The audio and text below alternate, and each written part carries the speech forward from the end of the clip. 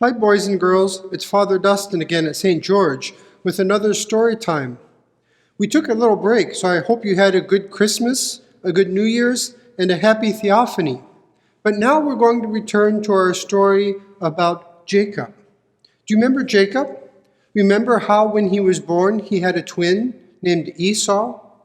But then remember, he tricked his twin in getting their father's blessing. The blessing should have gone to Esau, but Jacob tricked them and received the blessing instead. And this made his brother Esau very mad. And so Jacob had to flee. And as he was fleeing, he had that dream about a ladder that went up into heaven.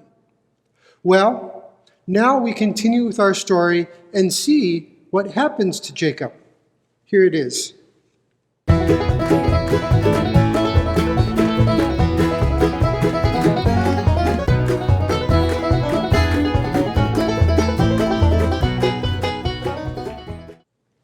Jacob continued on his journey from Bethel.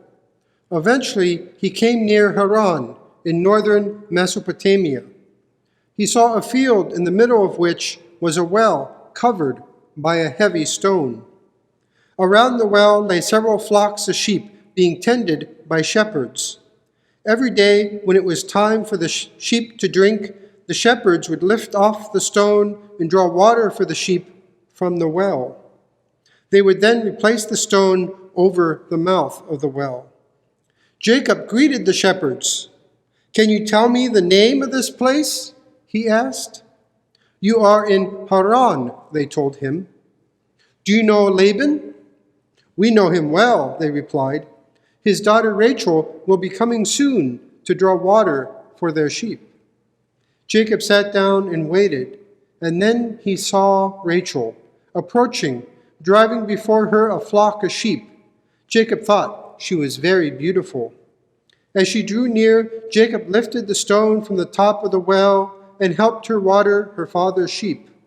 "I am Jacob, the son of Isaac. My mother is Rebekah, your father's sister," he told Rachel. Then he embraced and kissed her. Rachel was delighted to see her cousin. She ran at once to tell her father the news. Laban too was filled with joy and hurried to meet his nephew.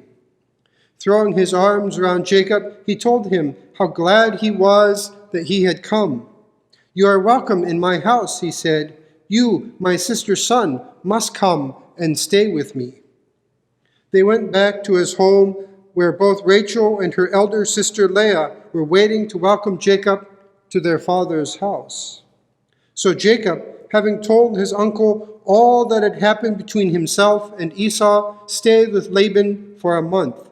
During that time, he worked hard, doing willingly whatever Laban asked him. So that's our story. You can see that when Jacob fled, he went back to his grandfather's hometown of Haran. Remember, his grandfather was Abraham, and we learned all about him. And Abraham came from Haran, and he still had family there.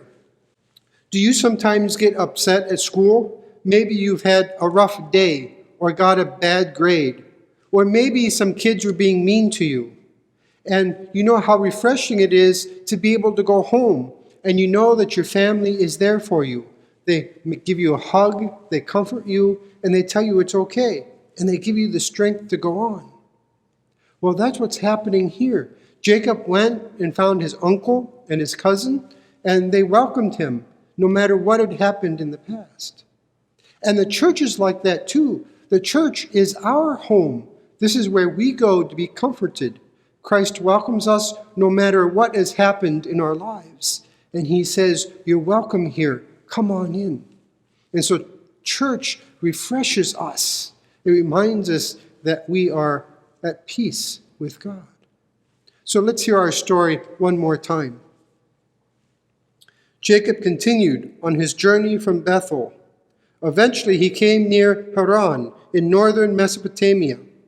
He saw a field in the middle of which was a well covered by a heavy stone. Around the well lay several flocks of sheep being tended by shepherds. Every day, when it was time for the sheep to drink, the shepherds would lift off the stone and draw water for the sheep from the well. They would then replace the stone over the mouth of the well. Jacob greeted the shepherds. "Can you tell me the name of this place?" he asked. "You are in Haran," they told him. "Do you know Laban?" "We know him well," they replied. "His daughter Rachel will be coming soon to draw water for their sheep."